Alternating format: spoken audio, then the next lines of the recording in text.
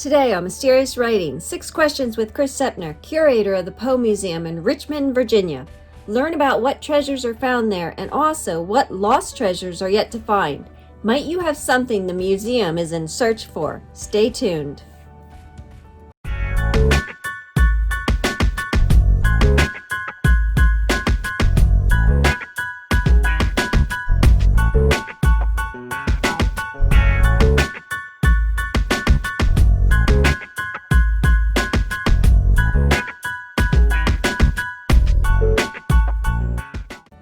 I'm sure we're all familiar with the phrase from the Indiana Jones movie, "That belongs in a museum."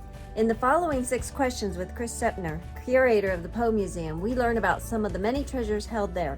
And in a final bonus question, Chris mentions some lost treasures the museum would love to find. Might you be able to help them find a lost treasure that belongs in a museum? Let's get to the 6 questions and the bonus. Enjoy. Question 1. When did you start working with the Poe Museum? Can you share some of its historical background? Chris answers, I started working here 20 years ago. The Poe Museum turned 98 this past April, so it is nearly a century old. At the time of its founding, it was the first literary museum in Virginia. It began with a group of artists, writers, historians, and preservationists who thought Poe deserved to be remembered in his hometown. This group was made to see his childhood homes and the magazine office where he used to work being demolished, and they could not round up enough public support to get a statue of Poe built here. When his office was demolished, they saved the building materials, brought them to an empty lot down the street, and recreated the garden from one of Poe's poems out of them. The idea was that visitors would be stepping inside one of Poe's poems. They soon brought building materials, including the staircase, from one of Poe's homes and constructed one of the Poe's Museum buildings out of it. In all, the Poe Museum consists of 4 buildings, dating from 1754 to 1927, surrounding a central garden. Other gardens were added to recreate the settings of some of Poe's stories. Thanks to the generosity of several descendants of Poe's relatives and friends, the museum accepted donations of some important Poe artifacts that would form the core of the museum's collection. Now the museum has the world's finest collection of Poe artifacts and memorabilia. Question 2. What do you enjoy most about working at the museum? Chris answers, there are many great things about working at the Poe Museum, but one of them would have to be the people we meet here. Every year, the museum welcomes guests from all 50 states and at least 33 different countries, and most of them have had some kind of personal experience with Poe's works. Maybe they were terrified by his works when they read them for class in middle school. In one case, a guest told me they learned to read English by reading Poe's works. And another guest told me they had to read Poe's work in secret in the USSR, and that their Poe Club was actually raided by the KGB, which probably suspected them of being spies. I can't confirm that last story. We're all part of a big Poe family, and it's fascinating to meet so many people who have been inspired by him to create their own works in film, visual art, dance, music, and writing.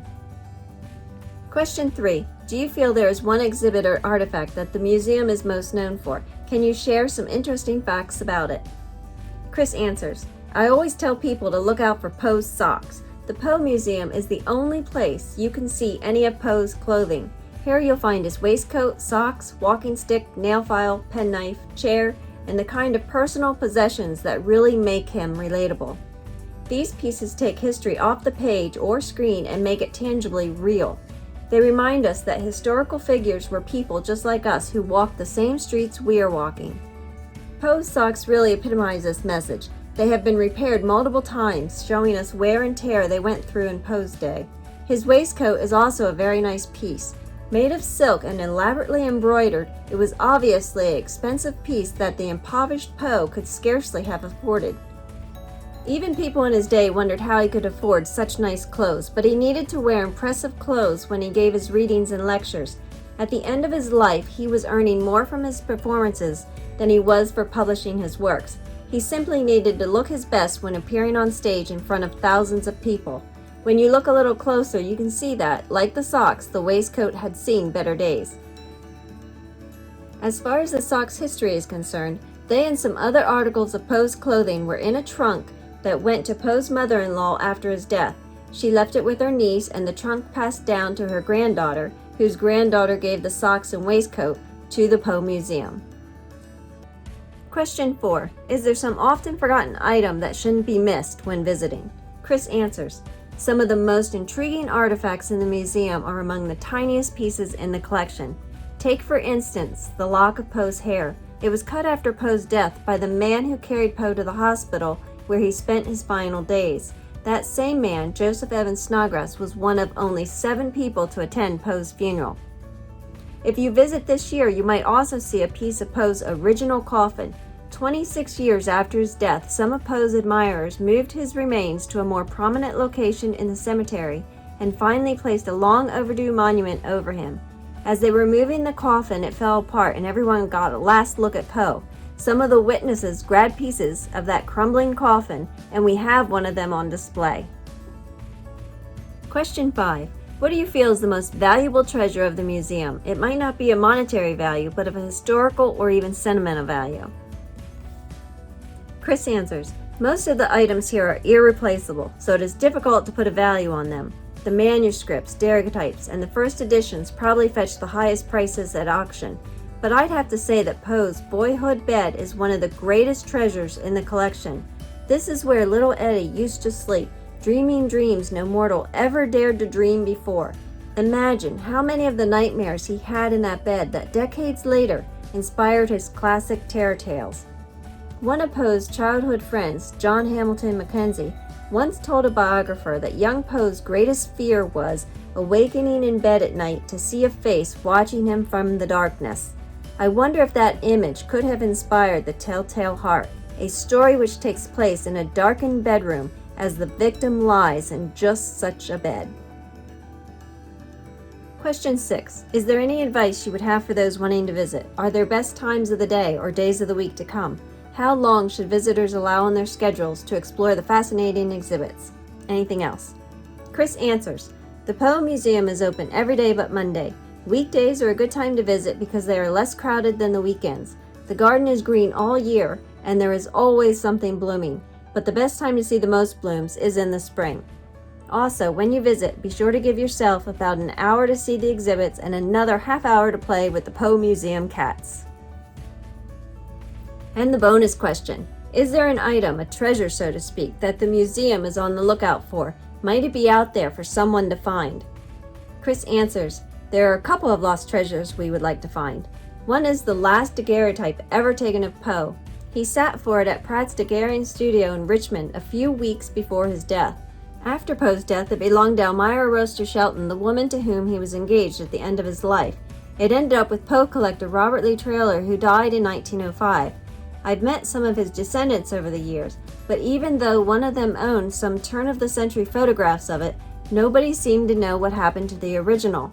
Although it was seriously damaged in a cleaning attempt, the daguerreotype remains an important document of Poe's final days, and the association with his last fiancée, who was from Richmond, makes it especially appealing to us here in Richmond. Poe is also known to have sketched portraits of his girlfriends in his early years. He even mentioned one of the sketches in a letter.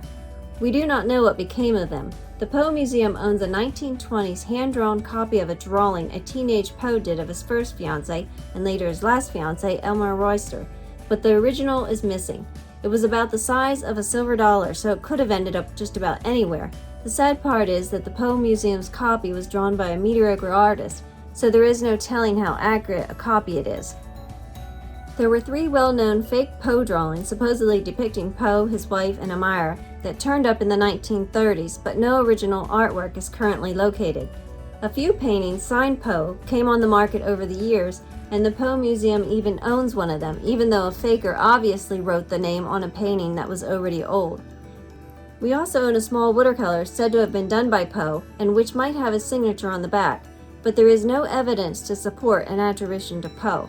It would be nice to acquire a well-documented, authentic portfolio of Poe's sketches, but how would you confirm they are his work if there are no authenticated Poe drawings to compare them to? Well, I guess we'll leave it at that, at a question that we're not sure how to answer. But what an awesome 6 questions. Thanks so much to Chris for participating in the first of this series. And thank you all for watching, and we'll see you next time here on Mysterious Writings as we continue to talk about all things treasure.